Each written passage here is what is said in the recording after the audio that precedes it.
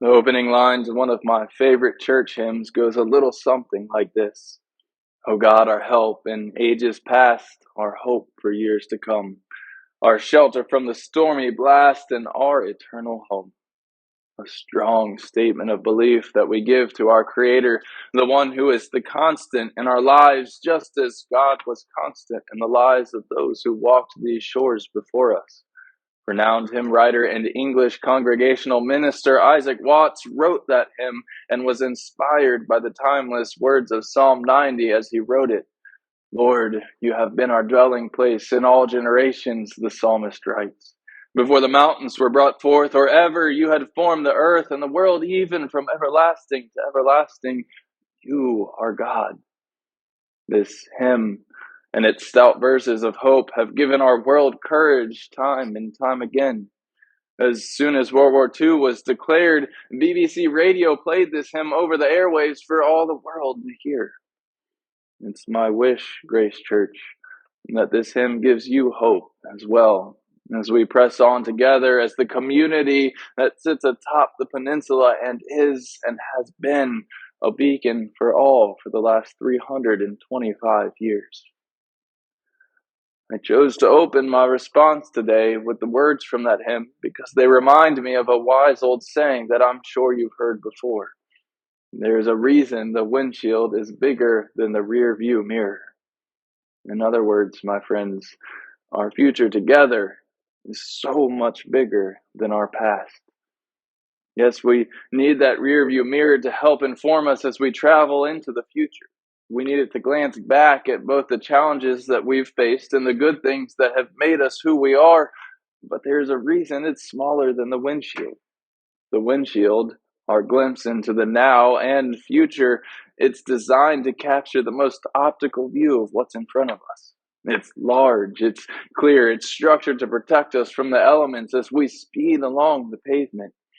We look to our past through that small rear view mirror, but we move and plan our future through the nice big windshield that's right in front of our faces. And here's the best part. God was there in the past, in that rear view mirror glimpse, and God will continue to be there in that windshield view as we travel through the now and future yet to pass. Oh God, our help in ages past, our hope for years to come. I'd like to say thank you to everyone who attended one or more of our parish listening sessions and to those of you who emailed me your thoughts and responses to our questions. I found all of the sessions to be insightful, fruitful, and even joyful. Even when there were some difficult and perhaps uncomfortable responses, it was nothing less than a joy to be in your presence, to see your faces, to sit together in community. The questions that we discussed and that were presented to the parish, they were designed with care and thought by the church leadership. Well, we didn't use the windshield metaphor when we sat down to brainstorm what the questions were to be. In the back of our minds was this idea that we wanted questions that would touch on our past, but more importantly, would direct us into our future. Believe it or not, my friends, there was a lot of similarities in your responses, and that reveals that there's a sense of synergy here. But there were also differences of opinion, and as I mentioned earlier, a few difficult conversations that arose. Now, to be as open as possible with you, but also to be as concise as possible, I'm going to highlight those topics or catchphrases where there was synergy, some of which was positive synergy, and some of which showed that we have areas for growth. While I do that, please remember that through both the positive and difficult, there are only possibilities. Senior Warden Marlene Bryan likes to remind me often that there are just more opportunities through all of these things. That said, alongside each summary, I will provide you some insight into the opportunities and initiatives that we're already working on. So here we go. Our first catchphrase was this: warm and welcoming. By and large, those of you who attended the sessions, including some of our newcomers, feel that Grace is still a warm and welcoming place, a place like no other. Yes, there are some differences between now and pre-pandemic, but overall, we maintain our status as a church that welcomes all. Please keep this up, my friends, and keep it up not only at church on Sunday morning, but in all that we do here at Grace.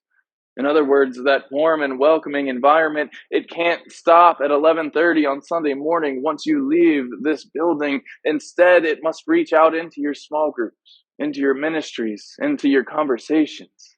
What is more is that warm and welcoming also means including new people, new voices, new perspectives into all of these common areas of our life together.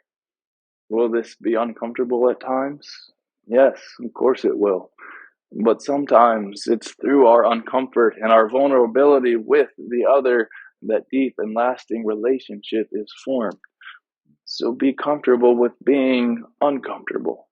Not always, but sometimes. Give it a try and see where it leads. Second phrase is connection. Many of you said that you were more connected now than before the pandemic, and that's awesome. A few of you said that you were less connected. Most of you, however, said that you were somewhere in the middle. The common theme between all of your responses was that the pandemic has simply caused your routines to change, and that getting back into the habit of coming to church has just been tough. Don't give up. I know that many of us are still in different places when it comes to our habits and routines and risks for our health, but I would implore you to keep trying to make it here. We're better when you're with us. Even if you can only make it one Sunday a month, or to the noon Eucharist on Wednesdays, or to a small group meeting every once in a while, we are made all the more better by your presence. So please, please keep trying to make it here. Small groups. This was a big one. Everyone agreed that more small group opportunities would be beneficial for Grace, and to that I absolutely agree. I think it's something that I've been pondering for a while. It's a wonderful idea, and guess what? We're already trying to jump on it.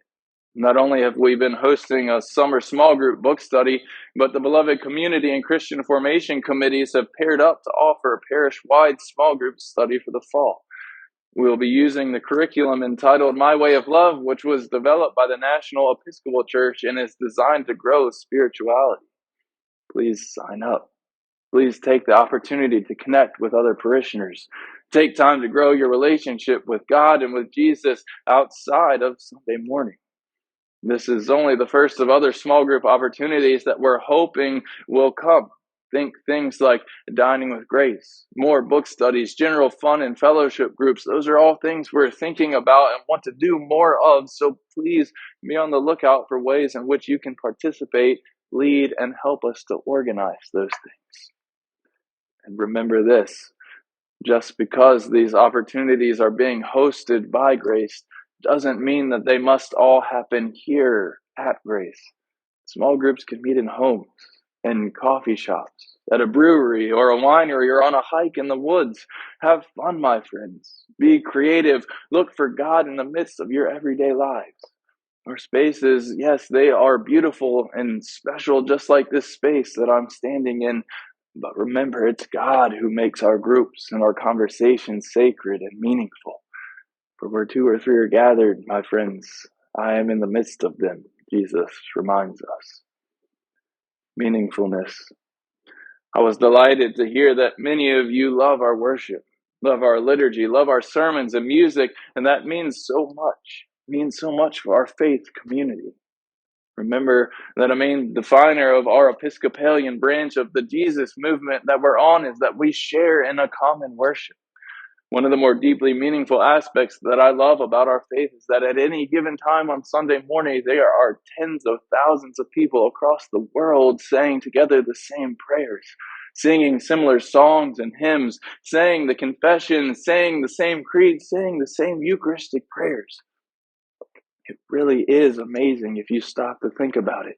It gives so much depth and so much breadth to who we are and reminds us that we are bigger than just our quaint little spot here in Yorktown, Virginia. Does this mean that we can't change things up from time to time or inject some new life into how and when we worship? Absolutely not. One of the initiatives that the Christian Formation Committee is working on is something that for now we're calling Instructional Worship Sundays. The idea is that, yes, we all know worship is both giving honor and praise and adoration to God, but it's also very much formational to and for who we are as a people of faith. We also know that the ways we used to do things like Sunday school and Christian formation, they just don't work so well anymore. We're a busy people. We have a lot going on around us, and the world outside of these walls, they no longer assist us in keeping Sunday a Sabbath and sacred day, but that's okay. Remember that hymn I started with. Our plan to help us with this is that on the third Sunday of each month, starting in September and running through December, we're going to try something a little different at the 10:15 service.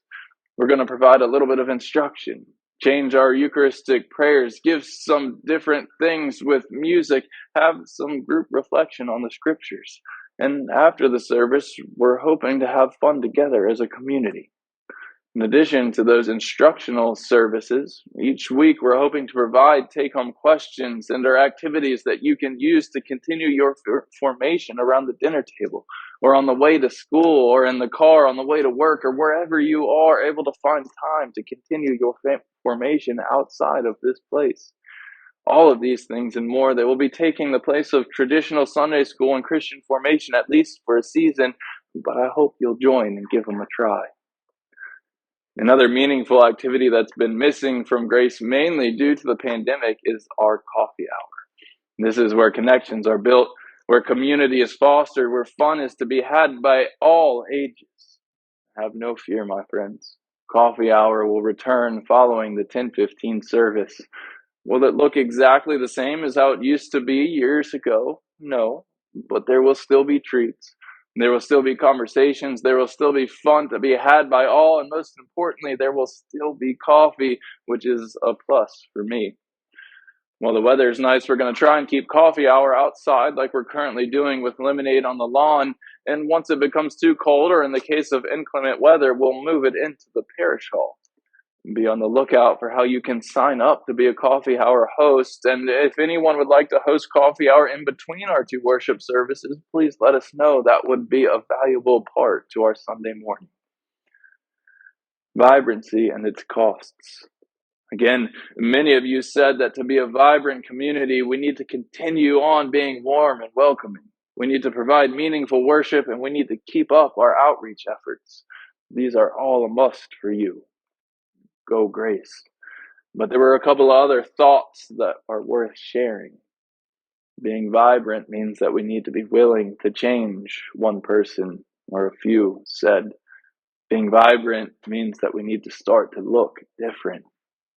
That, my friends, is good stuff. That's the work of love and the work of the man from Nazareth who came to bring about not just evolutionary change, but revolutionary change. The cost to this change is that things that were once familiar and comfortable, they might be uncomfortable for a season. Again, be willing to be comfortable with the uncomfortable so that growth can happen, because I promise you it will. The other cost is a literal one. In other words, some of you voiced to me that it takes more than just time and talent to make these changes happen, because it takes our dollars as well. Dollars to grow outreach, to hire more staff, to keep up with our grounds and buildings and properties. And you're right, it does take those dollars.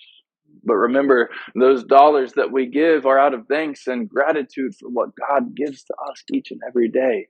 And we hope that through our giving back to the God we love, we are enabled to continue doing that work that God calls us to do, both for ourselves and for the world around us. I am committed, my friends, to supporting you in your efforts to keep Grace a living and vibrant community. But remember, it takes all of us together to make it happen. So let's do it. A question for your further reflection on this topic: do we want to be a maintenance church, or do we want to be a movement church? Accessing our buildings. I know this new door system we have is not what Grace has been used to for the last 30-some years. And I too wish we could leave our buildings unlocked 24/7. But unfortunately, we no longer live in a culture that supports this kind of freedom. You see, we need to protect our children when they're here for school. We need to protect ourselves when we're here for small groups, pancake suppers, worship, and the list goes on and on. If you keep up with the mailings from our diocese, you will even know that there's a diocese-wide invitation for churches to attend a session on church safety. All of us, all of us, we're dealing with things which we never thought we would have to. All that said, you as parishioners, you still have access to our buildings. Instead of having that old-fashioned key, all you need is a key card, a fob, or better yet, your cell phone, which most of you carry all the time. Call the church office and we can assist you in getting set up on our system. And once you're on our system, from September through May, that is during the school year, you have access to the buildings from 7 a.m. to 8:45 a.m. and then again from 1 p.m. through 11 p.m. From 8:45 a.m. to 1 p.m., the doors are on lockdown for the school and only staff have access, but you can still come visit us. Just ring the new doorbell on the side door of the parish hall and we will come answer. I promise you're not bothering us and we love seeing you. During the summer months, you have access to our buildings from 7 a.m. through 11 p.m. What about Riverview? Those doors are impossible to lock, you're probably thinking. I know. Dave O'Brien, our junior warden, is hard at work trying to find a solution so that we can have doors and locks that work better for our entire community. And given supply chain delays, it might be a month or so before these issues are fully resolved, but please hang with us. We want to keep on using Riverview. Masks and COVID protocols. It's no secret that COVID has changed so much of how we function, and every place has its own unique challenges when it comes to safety measures and health protocols. Unfortunately, there's not a one-size-fits-all solution for grace, as we are all in different places when it comes to our health and the risks that we're willing to take. And there are, however, a few things that we must be reminded of so that we can care for each other and for our neighbor. 1, please remember that you can always wear a mask here to church, even if others are not. And there are several parishioners who choose to wear a mask every Sunday, and you've seen me wear masks from time to time. If you're feeling ill enough to stay home, then please stay at home and recover. We're certainly going to miss you while you're away, but we'll be here when you're better, I can promise you that. And if you're unvaccinated, please consider wearing a mask if your health allows it, or please consider getting that vaccine if your health allows it. Number 2, remember that it's okay if your fellow parishioner doesn't want a hug or a handshake at that beloved peace. A nice smile, a friendly hello, well, it might not feel the same, it does accomplish the same thing. Remember that the peace is a practice that we do during our service to acknowledge the charity and unity among the faithful, and it's not an action that we must undertake to prepare for Eucharist, even though it feels that way. Number 3, it is possible that if COVID cases and or hospitalizations drastically spike again, we're all going to have to wear masks and or take additional precautions. But we're going to be okay if we have to do that. We also know that there are some parishioners who are not comfortable being at indoor in-person services because of the crowds and because everyone's not wearing masks. Again, there's not a one-size-fits-all solution here, but there is an initiative that we're going to try that checks many boxes, if you will. Starting in September during the 10:15 worship service, we're going to live stream our service from the church onto the television in the parish hall. We're going to provide spaced out seating in the parish hall, and masks will be required in the parish hall during the worship service. At the time of Eucharist, the Eucharistic minister will bring the Eucharist from the church into the parish hall and then serve those who are in attendance. We're going to try this for 6 Sundays, September 4th, 18th, 25th, and October 9th, 16th, and 23rd. The 10:15 services on September 11th and October 2nd, they will be outdoors, so we won't need to worry about it. After we've made it through these 6 Sundays, we will review the attendance, among other things, and decide whether to continue with this offering. I hope this offering is something that will add to the life of grace and will give all of our parishioners a choice in how they are able to worship with the community. Because as I stated already, we are made all the more better when we are here together, even if that togetherness looks a bit different. I know this has been a long-winded response and has taken much of your time, but I thank you for making and taking the time to read, listen, and inwardly digest all of this. In the coming week, you will be receiving a link to a long-range calendar which will have many of these new offerings and initiatives on it to be subject to change, of course, but I hope you will use it for your planning. And as you continue to reflect on all of this, and as we continue to grow together, remember that the windshield, while it gives us that nice big picture, there are things like goo and gunk that can cause impairment to our vision and success at arriving at our destination. While these listening sessions were an attempt to keep that goo and gunk away, there's always going to be more goo and gunk to be cleaned. So please stick with us. Please help us to keep the windshield clean. Please continue to laugh and love and be the warm and welcoming community that you are. I am blessed to be with you, my friends, and I know with all of my heart that good things are in store for this place that we call Grace. Be well, and may the peace of God be always with you. O God, our help in ages past, our hope for years to come, our shelter from the stormy blast, and our eternal home. Amen.